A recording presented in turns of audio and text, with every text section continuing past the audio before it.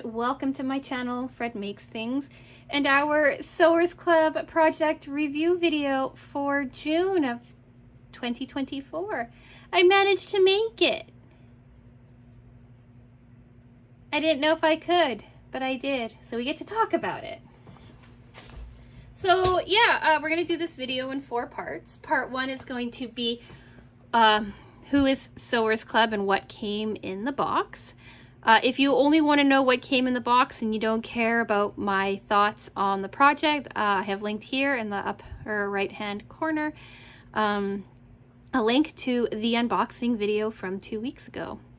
But yeah, so part 1 is that. Part 2 is discussing the project. Part 3 is pros, cons, and user error. And then part 4 is final thoughts and sign off. Before we get started,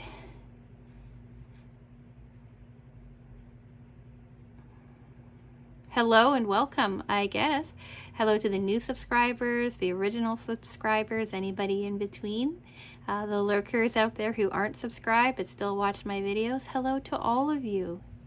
Thanks for watching. And hello to any new people who have clicked on this video with an interest in what I might have to say about Sewers Club. If you want to know what I think about So What's project box from Monday, here's another link. Go check that one out if you like.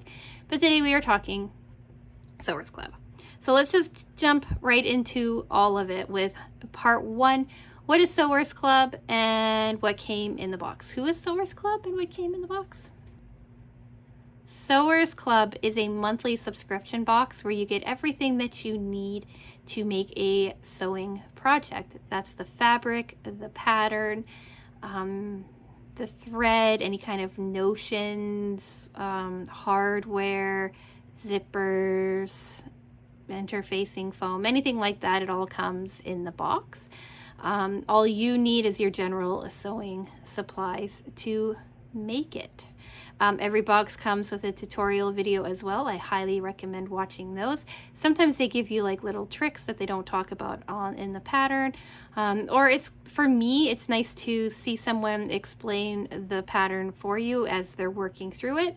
And it helps me kind of work on the project myself.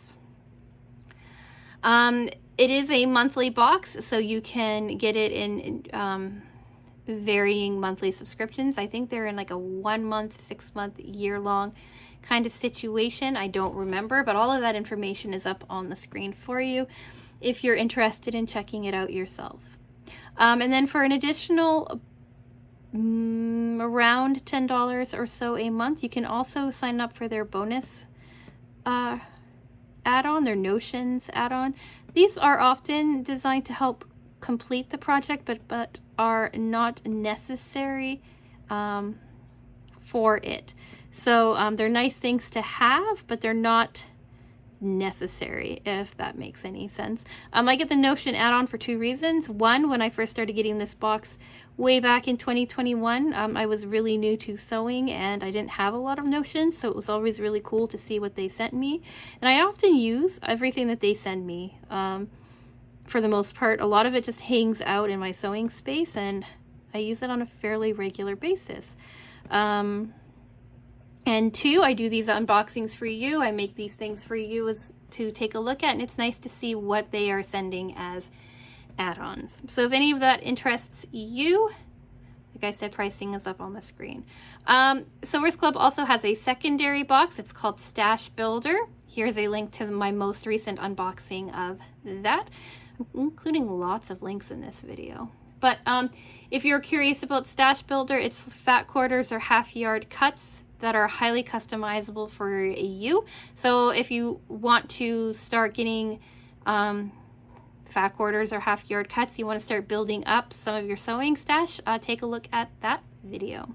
It's also going to be in the playlist at the end of this video as well. I mentioned Stash Builder along with Sewers Club because they are the 2 subscription boxes that they have available, and Sewers Club has kindly given me an affiliate discount code for you. So code FRED will save you $12 Canadian on your first project box, and code FRED30 will save you 30% off on your first stash builder box. Different codes because the pricing works a little differently on each one, so it's kind of nice to keep everything straight. And like I said, it is an affiliate code, so I do make a small commission when you choose to use my discount codes, but I say this in every single video, and I mean it in every single video. Sewers Club is my favorite subscription box, and if they took that code away from me tomorrow, I would be sad, but I would still talk just as highly about them after as I do now. The code is a lovely bonus, but it is not an incentive for me to continue talking about this box. I just really like this box. And with that being said, let's talk about what came inside of the box. Now, they used to have a really cool Sewers Club box, and now it's just a lovely little sticker, but I'm okay with that, right? I like when a company chooses to try to save on costs rather than having to spend more to make something work. I just noticed one of my lights is going low, so there's going to be some kerfuffling for a second until I get that sorted out.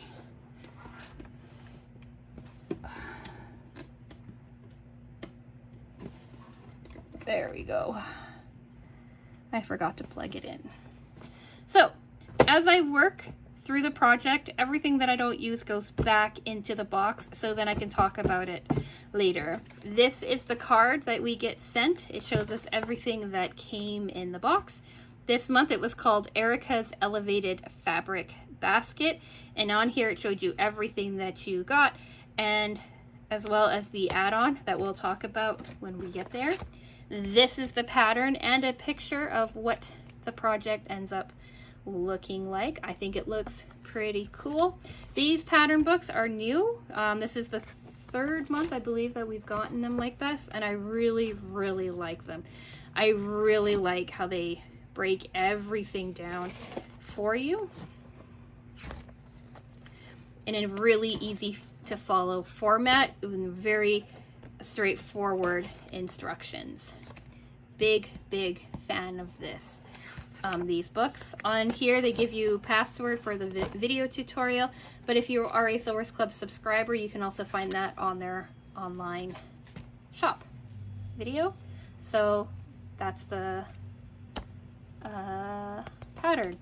They included a template for the base of here. I actually cut it out without just tracing it onto printer paper, because I'll be honest, I was making this at I started this at 12:30 at night, and I carried on until about 5 o'clock in the morning. My sewing room finally cooled off enough that I could work through the night and get this done for you. In the summer, I tend to be a bit of a night owl anyway. I tend to sleep through the hottest parts of the day and then get stuff done when the house cools off. So, this is very fresh to talk about. And the rest of this is kind of scrap of what we had. They gave us this really cool pink to work with. This is color 320. It's a Gutermann thread. And then we have a bunch of scraps. So I have a bit of scrap leather. I should have had more faux leather. You can see this strap here. We'll talk about this when we get to pros, cons, and user error. This was the Notion add-on, an awl, to help with the very last step in the project, and I really liked having that.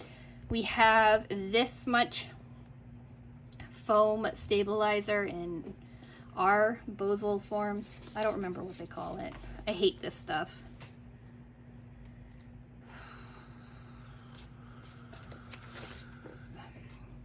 Fusible foam stabilizer, Bosel in R form, single-sided foam. I don't like the texture of this stuff. I don't like working with this stuff, but I'm getting better with it. And then we have some scraps. So the majority of our scrap is this pink stuff, and then we'll talk about this other stuff in a minute. We have some more foam scrap, some small pink scrap. So let's move this off to the side so I can show you better. So in this pink star, we have this strip here, That's the length of the fat quarter that they sent us. And then we have a whole bunch of small strips. So we'll get into user error on that too, but just know that I miscut this first piece, and then I kind of had to work around the rest of it. So I still have enough to make something, but it's not as much as it could have been had I cut it properly the first time. The other one I did cut properly, and I have more of it. So I've got this large piece of scrap here, and then I have this smaller piece of scrap, and then I have this smaller piece of scrap as well. So they send us fat quarters of each. You didn't need as much of fabric A because it was only 3 pieces of your pattern, and you needed quite a bit of fabric B because it was 2 exterior pieces, your entire interior piece, and your interior base. I'll show you that to you when we look at the project. So yeah, that is what came in the box. Also, they sent us some gold Chicago screws, and we'll talk about that in just a minute. So we'll set this off to the side, and we'll do part 2, discussing the project. So here it is in all of its glory. Here's the front, here's one side, I didn't pop it very well, here's the back, here's the other side with the tag, here's the front again, here's the bottom, here's the interior, right? It's very stable with because of that Bosal and our foam. Here's the front again, so you can kind of see how the handles stick out a little bit from the project. And then these are the Chicago screws. You've got your flat base on the outside, and then when you look inside, you've got the screw bit here. And this is what the awl was used for, so that it can pierce through all of the pieces, so you have like a nice straight thing. I pierced everything, but then I ended up taking scissors and snipping a little bit just to make things big enough to let me work really well and get those screws in really nicely. Here's a photo of it set up with some things inside of it, so you can kind of see how big it is, how stable it is, and how cool it looks in general.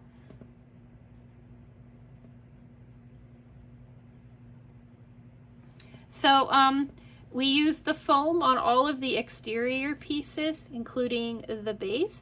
They had us quilt them first, and I'm actually talking about it because, like, look, I did actual real quilting, not like, ooh, I'm gonna be lazy and do large diamonds or something, but I actually took my time and quilted. And how I did it is a technique that I picked up from I think his name's Rose City Originals on Instagram. I follow him. I think it's Rose City Originals. I'll put his name up on the screen for you, and his Instagram handle in the description box if you want to go follow him. He's from Portland. He's a quilter, and he does like small projects and stuff like that. He's a pretty great guy. His name is Chris.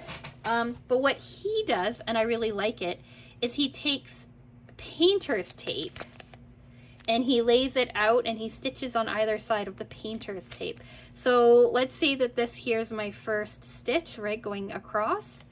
So he takes his painter's tape, he lays it out like, we'll say like this, right? He stitches on this side, and then he stitches on this side, then he lifts the tape, positions the tape down onto the next one, and then quilts again. You can really see it on the bottom, right? So you position it, bop, bop, you lift it, then you move it to the other side of the seam that you just made, and then you go again.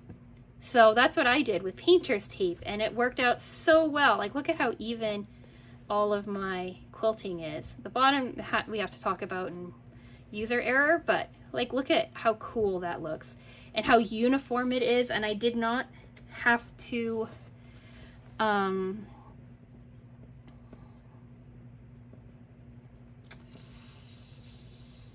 mark a whole bunch of things. Now this here, these pieces were a little bit more rectangular, so my quilting looks a little bit more like a diamond shape than like a traditional square, like the bottom. But I still really like it. I really like how it all came out together. So yeah, that's this project. And a technique that you may or may not have known. Let's talk part 3, pros, cons, and user error. Pro, I love this basket. I love the colors, I love the detailing, I love the styling. I like how it's elevated, you know? Like, it's not just a simple little basket. They like added extra details and extra fun to it to make it a little bit more personal, right? Make it a little more cool. Right, they included this tag, as lovely little details. We did more with the faux leather. We've got these fun little Chicago screws. We used a really nice stabilizing foam so that this is really quite sturdy, quite nice. Like, it will be able to hold things and stay upright and not get all tipsy and weird. I kind of like how the handles stick out a little bit. I usually really like handles to be really like formed close to the project, but on this particular one, I really do like how they stick out. I don't know why, but I really like this tag hanging out here on the side. I just think that it just adds a little bit of bonus. As always, I love the fabric that they chose. I love the coloring that they did. I loved all the step-by-step instructions. Like, this is a really good project.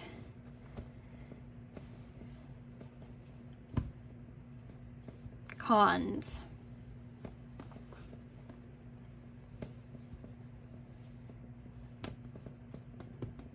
I don't think there are any cons besides the foam stabilizer, but you need the foam stabilizer to make it work for you. So, right, like, it's kind of like a necessary evil. I also like the detailing that they did of having this run across the top, and that's because of the foam stabilizer. Right, like the foam sticks up a little higher, so like your lining material ends up becoming this like little border trim on the edge. And that's really cool. So no real cons for me. Actually, I will say that I really like playing with the leather, but there are certain things that work better than other things to make the leather work, and I want to talk about that in user error. But just know, if you are a beginner sewer and you don't have like a walking foot or leather needles or something like good strong heavy duty needles, or like a walking foot, these might give you a hard time. And if that is the case and you don't have that walking foot or a Teflon foot that was suggested in a previous video, last month's video actually, someone suggested using a Teflon foot for faux leather. You don't have like a heavy duty needle, pick up a heavy duty needle. First off, you're going to need it for other things.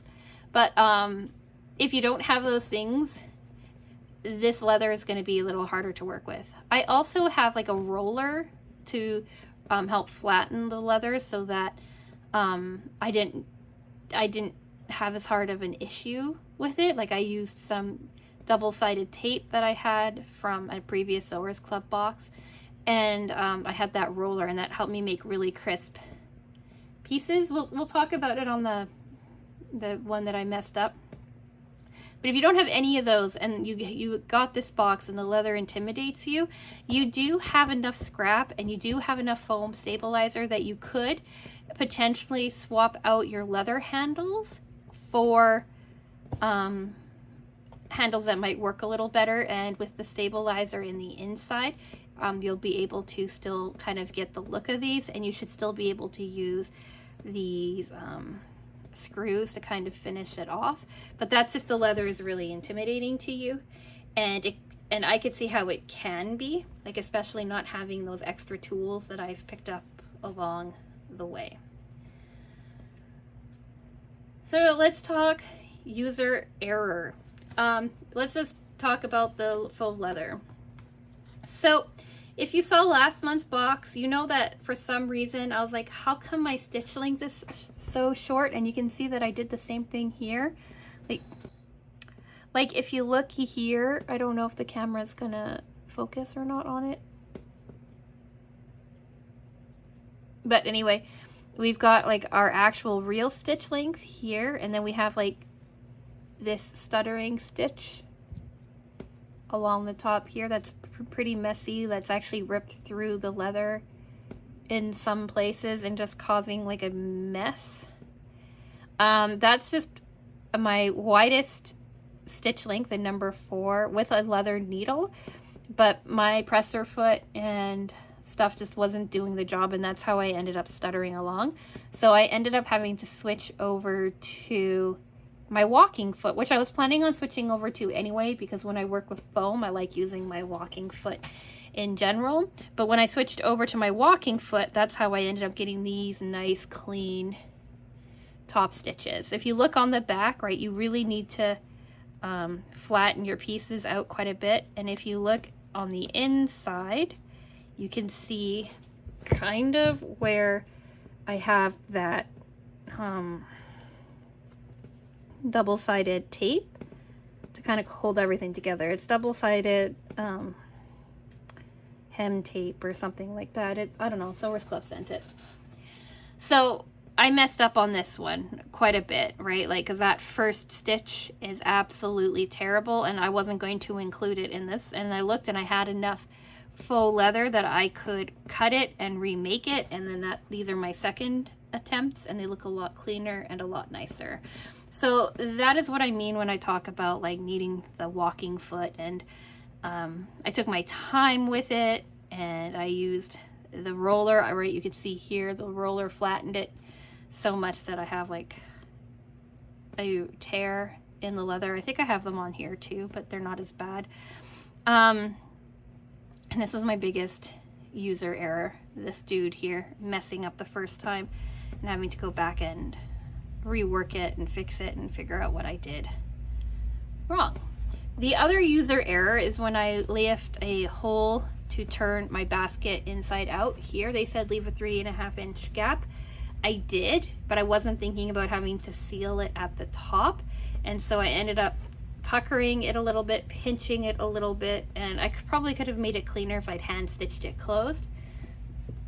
But if you've been on my channel any length of time, you know how much I hate hand stitching. So now I have this little pucker here, and I have a pucker here on the bottom from when I attached the base of the round to the sides. The curve and the dimensions work out really quite nicely.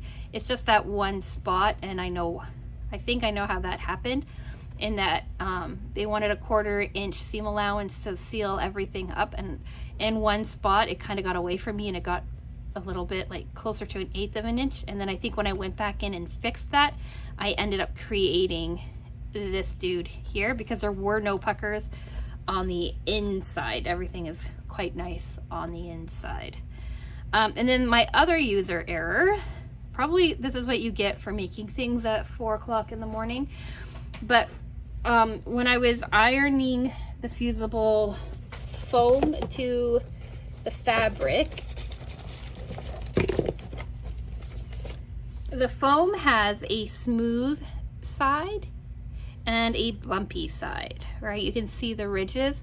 The ridges is where the glue is. The smooth side is where there's no glue. On every single one, I managed to lay my pieces on the glue side without any issue. But for some reason on my base, I had them flipped, and I didn't notice until I'd already run a couple of quilting stitches. And I was like, I wonder why that's not sitting as well and it's lifting and stuff. And that is when I realized that I had not gotten the glue side down. I had this side. So I could have torn it out and started over, but instead I was just really careful and quilted it like I was just quilting 2 pieces together. So there's a little bit of bumps and issue in the quilting, but I tried to be careful, and I did take my time to make sure that everything was nice and flat. And then the very last thing I could have done is I could have used a poker and flattened out all of my seams so that my base sat nicer, but it was late and I wasn't thinking, and this is how it turned out. Oh, the other thing I did is this was a little lopsided, so I fixed it, but I put under too high of a heat on my iron, so then it got all wrinkly and beat up.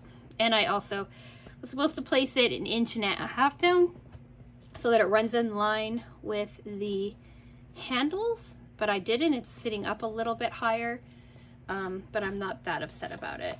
Like, if you look at the sample photo, right, it's sitting in line with the handles, and mine now sits a bit higher. But that's it for your pros, cons, and user error.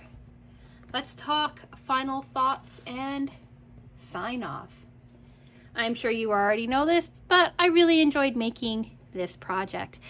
I liked everything about it, and I do plan on making more of them.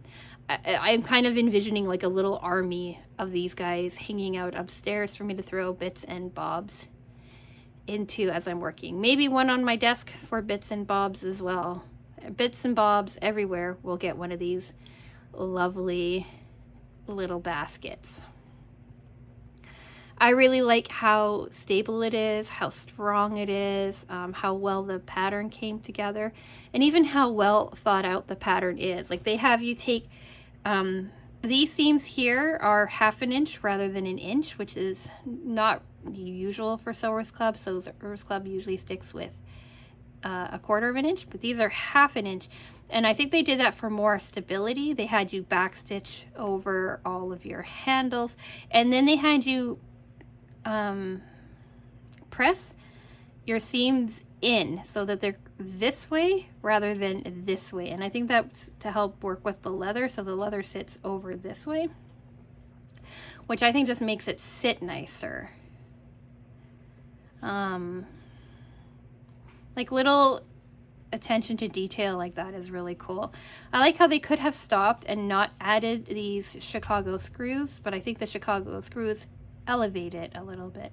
I think that the handles make it look a little nicer, make it look a little more thought out. Same with the tags, the labels. I think that, again, makes everything feel more thought out. Even the top here, the edging, right? Everything comes together and looks like they were really thinking about the details when they were designing and creating the pattern for this basket, and I really like that in general about Sewers Club, their attention to detail, and I think that this is a really good example of that. So yeah, I'm going to continue getting Sewers Club for as long as Sewers Club is around, probably. I enjoy them that much. So yeah, what do we have coming up? Well, Friday is our continued cross stitch project. Monday is unknown as of recording this. I said in my last video, I'll say it now, I'm recording this on Saturday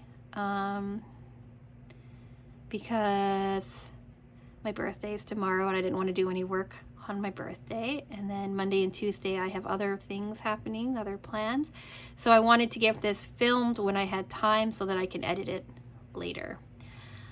Which means that my Monday video is a couple of different things that it could be, and right now I'm not sure what that is at time of filming. I might not even know at time of editing and getting this posted what Monday's video is going to be. So it'll be a surprise for all of us. Wednesday is going to be a sewing video that is not related to Sewers Club, so that's exciting. They're rare right now on my channel, but that's what that's going to be. And then we're going to continue with our long-term cross stitch, and then we're hitting August, and in August we're doing a review for our So What subscription. We're doing a couple of new unboxing videos. If you haven't voted in possible unboxing choices, do head over to my community tab. There's a poll on what you would like to see coming up on this channel. I have some thoughts, I have some ideas, but I'd like to hear some of your input as well if you wanted to check those out. And I think I'm going to go. I have to go feed all of the cats. And if you've stayed to the end of this video, I will tell you now. We brought in another cat into this house. It's being vetted on Monday, so I will know when I'm editing this video what's his little story. Hopefully her little story. But in another unboxing video or another chatting video, sometime in the next week or so, I will give you a more formal introduction into my newest foster cat. Here's a photo. It is a baby. It is a kitten, and I will tell you all about how this lovely little one came into our lives. So if that doesn't get you to subscribe, I don't know what will. But anyway, think about subscribing if you want to see more videos like this. Think about liking the video if you made it to the end, if you enjoyed this video, if you enjoyed the breakdowns and my thoughts on these. I'd really like to see that. I really like hearing your thoughts on my projects as well. So comments are always appreciated, always responded to. And if you're nasty, I tend to try to respond with kindness, or I delete you. So, you know, who knows? Please don't be nasty. And anyway, with all that being said, I'm going to say thank you so much for watching, and I will talk with you again soon. Bye!